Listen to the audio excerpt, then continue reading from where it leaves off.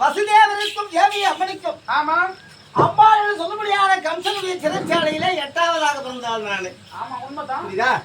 அப்படி 8வதாகத்தான் பிறந்து பகவானா இருக்கபடியான கண்ணன் என்பதாக என்னோட நாமதேயம்பா. பக்கத்து வீட்டுல ஒரு கண்ணன் ஓடி அப்படி இது கிரேதாயுகம் சேதாயுகம் கோபர யுகம். ஆமா கோபர யுகம் இதுதான் தோபரு கிடையாது கிடையாது கிடையாது கிரேதாயுகம் தான். கிரேதாயுகம் தான். அப்படி கிரேதாயுகம் கிரேதா திரேதா தோபரை அப்படி சொல்லபடியான 3 யுகங்களுக்கும் ஆமா 9 அவதாரம் ஊற்றினான். ஆமா 9 தானீங்க சொன்னேன். நாளைக்கு கல்கி என்று சொல்லபடியான கள்ளவதாரம் ஊட்டி. ஆமா 10வது அவதாரம். இந்த கலியுகம் பிறக்கும் பொழுது உலகத்திலே இருக்கபடியான அத்தனமான தெய்வங்களும் மனித உருவத்திலே இருந்தால் மரியாதை கிடையாது. மரியாதை என்பது கிடையாது. ஆமா ஏன்னா நீங்க குடும்பம் நேரா பார்க்கும்போது தான் வாத்தியார் எழுதுறீங்க. மரவா போனா அவங்க எல்லாம் போன்றீங்க. நாம சொல்றோம் புரியுதா?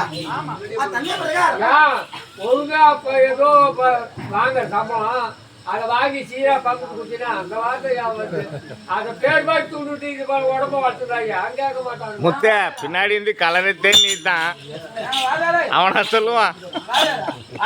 10,000 முட்டை வச்சுக்கிறாங்க வீட்டுல குடிச்சியா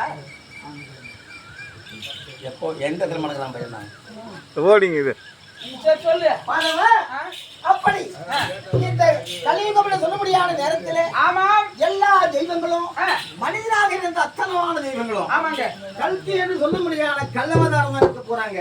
அப்படின்னு இந்த வரலாறு சொல்லுது.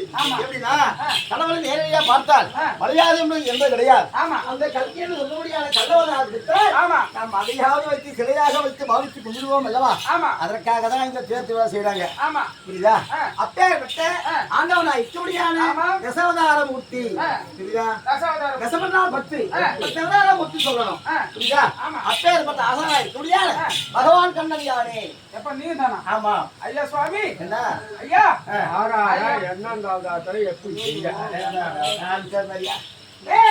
அப்படி தசவதாரம் சொன்னேன் அல்லவா?